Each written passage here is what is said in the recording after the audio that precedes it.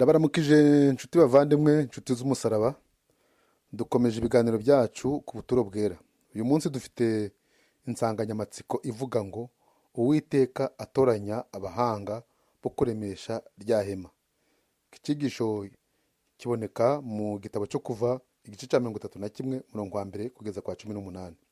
Dusenge. Uhoraho Data, tugiye kwiga ibyanditswe byera, ariko twebwe nk'abana b'abaswa ntacyo twashobora kwisobanurira. Tugusabye umwuka wawe wera kugira ngo adusobanurire kandi uhumure imitima ya buri wese, kugira ngo Data mwiza twese dukomeze kwitegura kugaruka k'umwana wa Yesu Kristo ugiye kwerekanwa vuba. Tubisabye twizeye mu izina rya Yesu Kristo umwami wacu, amen. Ingingo y'ubuturo bwera ni icyigisho gihishura inama y'agakiza n'urukundo rutarondereka Imana yakunze umunyabyaha. Mbere y'uko umuntu amenya akanasobanukirwa ibikorerwa mu buturo bwera bwo mu ijuru, ni ngombwa ko abanza gusobanukirwa n'ubuturo bwera bwo mu isi n'umurimo wabukorerwagamo, kuko ubwo ku isi bwari pica cyangwa igishushanyo bwo mu ijuru. Mose yabwubatse akurikije uko yabitegetswe n'Imana. Mureke dusome mu gitabo cyo kuva igice 31 ku murongo wa mbere kugeza ku murongo wa 6. Handitswe ngo, Uwiteka abwira Mose ati, dore mpamagaye mu izina Besaleli mwene Uri Yahuri wo mu muryango wa Yuda, mwuzuza umwuka w'Imana ngo agire ubwenge bwo guhimba n'ubwo gutora n'ubuhanga n'ubukorikori bwose bwo guhimba imirimo y'ubuhanga no gucura izahabu n'ifeza n'imiringa no gukeba amabuye yo gukwikirwa no kubaza no kugira ubukorikori bwose. Nanje dore mushiranyeho Oholiyabu mwene Ahisamaki wo mu muryango wa Dani, kandi mu mitima y'abahanga bose nashizemo ubwenge ngo bakore ibyo nagutegetse byose. Amen. Muri iyi mirongo tumaze gusoma tubonamo uruhererekane rw'amagambo akomeye cyane ngo, mpamagaye mu izina, mwuzuza umwuka w'Imana, nashizemo ubwenge ngo bakore ibyo nagutegetse byose. Uko bigaragara ntabwo amahitamo ari ay'umukozi. Nibyo koko Imana niyo yabahisemo kandi niyo yabujuje ubwenge bukwiriye. Uwiteka yahaye buri mukozi ubwenge kugira ngo ubuturo bwera bwubakwe. Mbese ubwenge bwacu tubukoresha iki? Ahari bwaba budufasha kubona za diplome nziza, cyangwa se bwaba budufasha kubona akazi karyoshye? Muri Matayo 22 umurongo wa 37 handitswe ngo, nawe aramusubiza ati, ukundisha Uwiteka Imana yawe umutima wawe wose n'ubugingo bwawe bwose n'ubwenge bwawe bwose. Icyambere Uwiteka adukeneyeho ni uko intekerezo zacu zose twazimwerekezaho, maze mwuka wera akatuyobora mu murimo.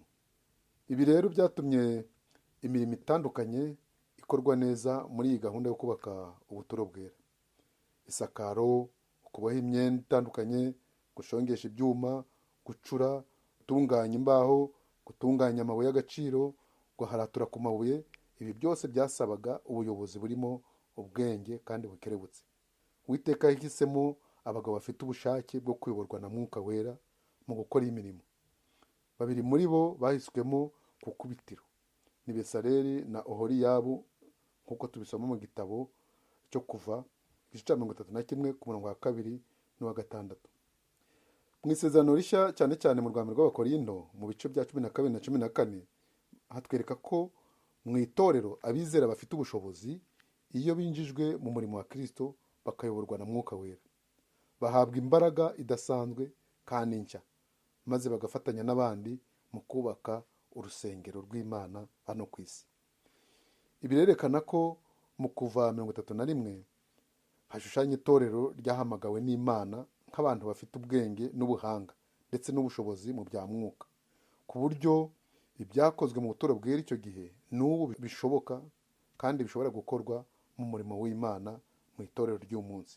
Besaleli risobanura ngo Imana iraturinda. Ni mu burinzi bwayo gusa ikintu icyo ari cyo cyose gishobora gukorwa hano ku isi kugira ngo umusaruro wacyo ushimishe. Uri risobanurwa ngo uwamurikiwe, naho uri rigasobanurwa ngo ukwera. Ibi byerekana ibintu bibiri bya ngombwa mu murimo. Mu gitabo cyo kuva 31 umurongo wa 6 handitswe ngo nanjye dore mushyiranyeho Ohoriyabo mwene Abisamaki wo mu muryango wa Dani, kandi mu mitima y'abahanga bose nashyizemo ubwenge ngo bakore ibyo nagutegetse byose. Ohoriyabo risobanura ngo ihema rya data. Ibi bisobanura uburyo data twitaho mu bitubaho mu butayu tunyuramo ubwo ari bwo bwose. Naho Ahisamaki risobanura ngo mwene data ushyigikira abandi. Gushyigikirana mu murimo nabyo bikaba bikenewe, abanyambaraga mu buryo bumwe cyangwa ubundi bagashyigikira abafite intege nke mu murimo, maze twese hamwe tugatahiriza umugozi umwe kugira ngo itorero ry'Imana ritere imbere.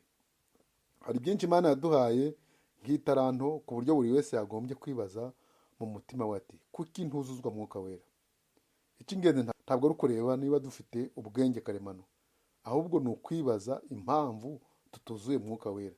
Mbese ubushobozi dufite tubukoresha uko bikwiriye? Aba bagabo bombi twabonye mu Kuva 36:1, Uwiteka yatekereye ubwenge babereye umugisha umurimo mu kubaka ubuturo bwera bwo mu butayu. Kugira ubwenge n'ubuhanga ni ukureka ukayoborwa na Mwuka Wera, kandi ugashobora kubona agaciro Yesu afite mu buzima bwawe. Iyi mpano Kristo yari ayifite. Tuzi neza ko ntawe utanga icyo adafite. Tubibona muri Yesaya 11:2 handitswe ngo umwuka w'Uwiteka azaba kuri we, umwuka w'ubwenge n'uw'ubuhanga, umwuka wo kujya inama n'uw'imbaraga, umwuka wo kumenya Uwiteka n'uwo kumwubaha. Umwuka Wera rero atanga ubwenge, ubuhanga, kujya inama, umwuka wo kumenya no kubaha mu murimo w'Imana. Bimusabe uyu munsi arabiguha, mwene data mushiki wanjye, nawe unyumva wese. Intumwa nazo zahawe ubu bwenge buhanye n'ubwahawe Besaleli na Ohoriyabo. Akaba ariyo mpamvu ibyo bahawe cyangwa babonye bashoboye kubyandika bakurikije igitekerezo cy'Imana. Kristo mbere yo kuzamuka mu ijuru yahaye impano intumwa kugira ngo bakore umurimo w'Imana uko biri, no kugira ngo ubake umubiri wa Kristo ari ryo torero. Mu Kuva 31:6 handitswe ngo kandi mu mitima y'abahanga bose nashyizemo ubwenge ngo bakore ibyo nagutegetse byose. Ibyo ari byo byose hari umurimo runaka kuri buri wese ufite ubwenge. Ibi bivuga ko abafite kandi bayoborwa na Mwuka Wera bose nibo bavuga ko ari abanyabwenge, kuko tubisoma mu rwambere rw'Abakorinto 10:15. Mureke turebe uburyo Mwuka Wera atanga impano zitandukanye mu rwambere rw'Abakorinto 12:4-11.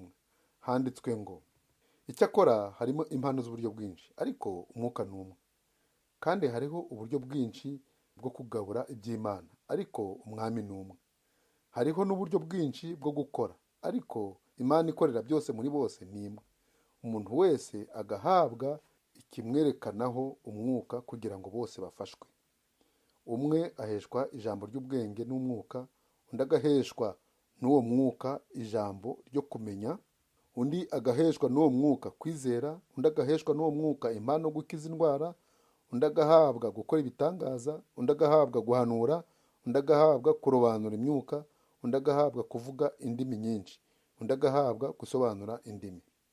Ariko ibyo byose uwo mwuka umwe niwe ubikora muri bo, agabira umuntu wese uko ashaka. Buri wese muri twe afite icyo yakora kugira ngo ubuturo bwera bwubakwe. Mbese nabwirwa n'iki uruhare rwanjye muri uyu murimo? Icyo ni ikibazo abenshi bibaza. Baza Mwuka Wera aragusubiza. Uwiteka aduhe gushakashaka Umwuka Wera kugira ngo atwuzuze, maze buri wese amuhishurire impano ye kugira ngo yinjire mu murimo. Mbere yuko dusezeranaho rero, bene data bashiki banjye, inshuti zanjye, ndagira ngo mbahe umukoro. Mbese wumva ufite Mwuka Wera muri wowe? Niba ari yego, kuki utaja mu murimo w'Imana ngo ukoreshe impano cyangwa itaranto wahawe, ahubwo ukayicukurira? Uzabibazwa.